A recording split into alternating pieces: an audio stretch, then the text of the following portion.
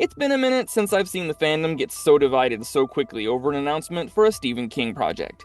As soon as Mike Flanagan and a new adaptation of The Mist appeared on my screen, my first thought was, why? And I know I wasn't the only person on the internet asking whether another version was really needed. After all, The Mist has been adapted a few times before. The one we all most likely know, at least, is Frank Darabont's 2007 film featuring Thomas Jane, Laurie Holden, Toby Jones, and Marcia Gay Harden, which I immediately think of because of that ending, which you either love or hate. I'm not entirely sure I've ever uttered the words Frank Darabont or The Mist without thinking of its final seconds. Almost 20 years later, and we're all still debating whether that ending was deserved, but it exists with that.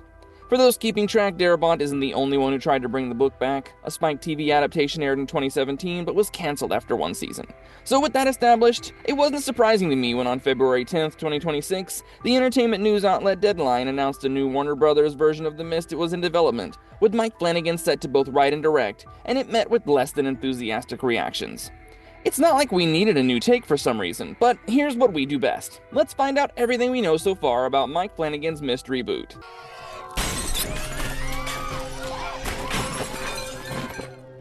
When dealing with the film that is, in so many eyes, the definitive take on the novella, you have to have a solid damn reason to step in for another take. And that's when I started paying attention, because as it turns out, Mike Flanagan isn't exactly a first-timer when it comes to adapting Stephen King's works. In addition to The Mist, he's already adapted Gerald's Game, Dr. Sleep, and The Life of Chuck.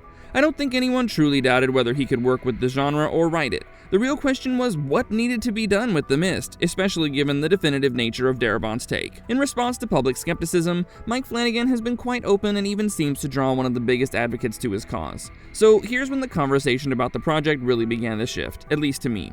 Upon announcement of the project with Flanagan's involvement, there were a multitude of possible answers. He could stay out of it and wait for the fans of the genre to have a field day online. They could make the argument for a reinterpretation, or it could be yet another step in Mike's step-by-step remaking of the entirety of the Stephen King library. And he picked none of those, and decided to address people personally via his personal Blue Sky profile, while everyone waited for his studio answers and fan outcry. Thus, just under a week since the project news dropped around mid-February, people had begun to ask the question, why anybody who could remake all the best Stephen King adaptations? And it was there that Flanagan, according to an activity report by MovieWeb, replied directly, I love Darabont's film, and there's zero point in remaking it, which is why I'm going in a different direction. That last sentence specifically made it very eye-catching. I learned long ago never to try to predict what the fans will or won't argue about. But yeah, this isn't a retread. The differences start on page 1. This alone tells me everything I need to know about how Mike Flanagan plans to approach The Mist. This is a clear indication that he isn't trying to compete with or recreate the existing adaptation. But to say that you're going to take on something, then one might as well do so completely differently from any established entity. Why else are people doing anything at all in that case? That message hasn't wavered throughout, as over a month later, questions around adapting a perfectly satisfactory version resurfaced, this time reported in a story from Scream Horror magazine, detailing one of Flanagan's responses to a fan on Blue Sky. The Mist is going to be great. If there wasn't an excellent answer to why, I wouldn't do it, said Flanagan when asked about the movie.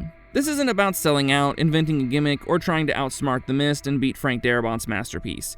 It's just about finally getting answers and bringing the story to life. Then finally at San Diego Comic-Con last July, we got something more substantial, and for a lack of a better word, explanations. While it seemed Flanagan didn't have a panel to celebrate his version of The Mist, he had a sit-down interview with EW, which Screen Rant, Sci-Fi Wire, and Dread Central then reported on. The version most people are probably familiar with is Frank Darabont's 2007 film, which has something that needs to be fixed or improved. He said that the Darabont film was one of the most brutal movies I've ever seen, and the ending of which was jaw-dropping, which, to recreate that, really is pointless. It's an amazing movie that has a very distinct, perfect tone of Frank Darabont's work. So my approach has been not to revisit it, but to take the Legos apart and start building something new. He also said he was making the film with Stephen King's blessing. Always, always. Let me clarify that specific sentence. As of August 1st, 2026, Stephen King has not confirmed writing or production credit on the project. Basically, Flanagan is saying King gave him the green light to put his own spin on The Mist, but that doesn't mean King has handed over an official stamp of approval for the final product. as he's always quite consistent with his announcements for this project, from postings on Blue Sky to various other outlets like EW and many more, explaining that this won't be a retelling of Darabont's film, but instead the creation of something new from pre-existing materials. Before I jump into a barrage of silly MCU lineup-style conspiracy theories about what casting decisions might be next, I felt it was best to be direct about what we actually know with no embellishments, no unfounded rumors, and absolutely no fan fiction. Because let's be honest, whenever a project with The Mist in the title enters the conversation, expectations are through the roof. Everyone goes into hyperdrive, guessing the most likely cast possibilities, theorizing exact production timelines, and connecting dots that shouldn't have been connected in the first place. With that disclaimer in mind, here's what the general agreement is on what has been definitively said.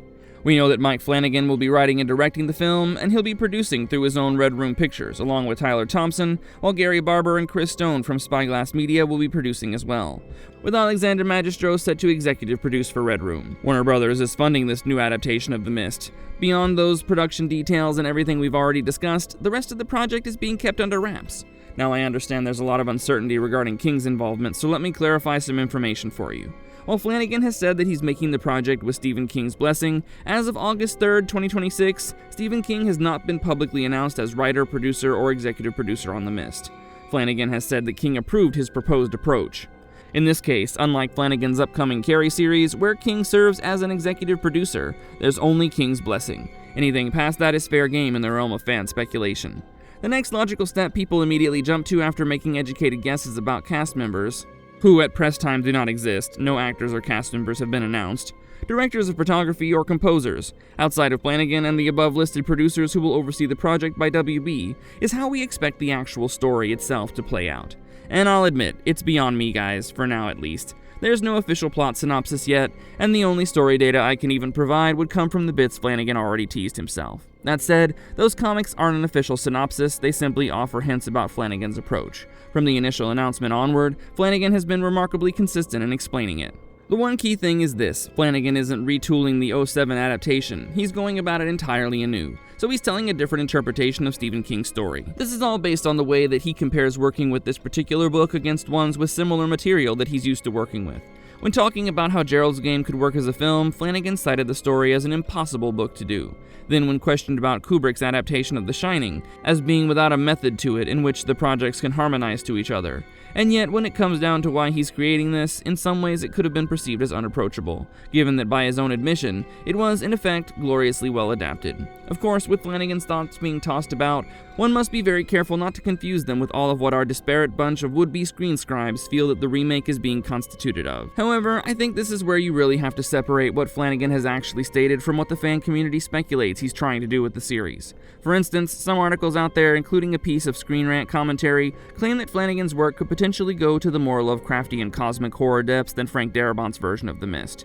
Interesting notion to consider, and I understand why they predicted that based on Flanagan's type of style and how they interpreted The Mist.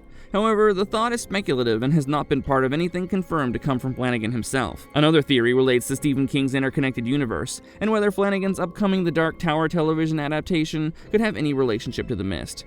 However, no official connection between the two projects has been announced.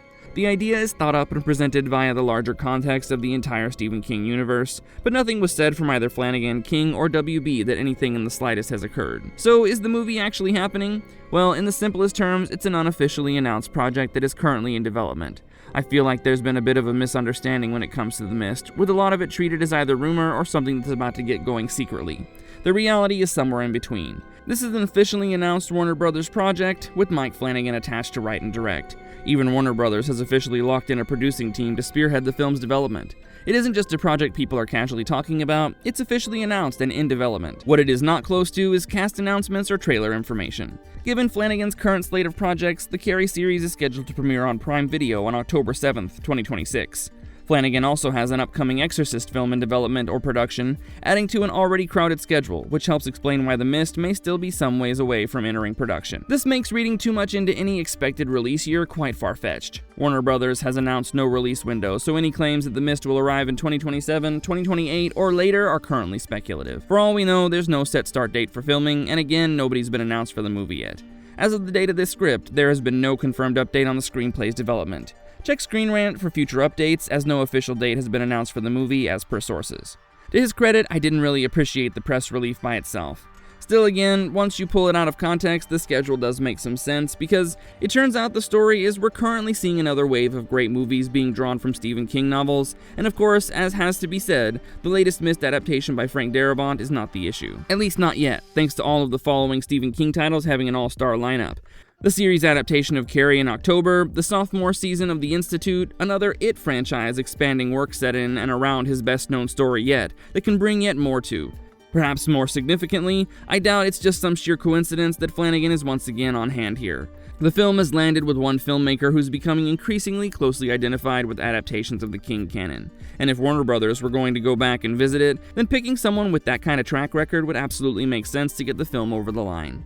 And I'll admit here that it's not as guaranteed to be a good time as Darabont's take on the material, but if there's an explanation for why would we do this statement when a little quieter, and followed with a yes indeed they really did light that lamp, I'd say this helps things to make a whole lot more sense.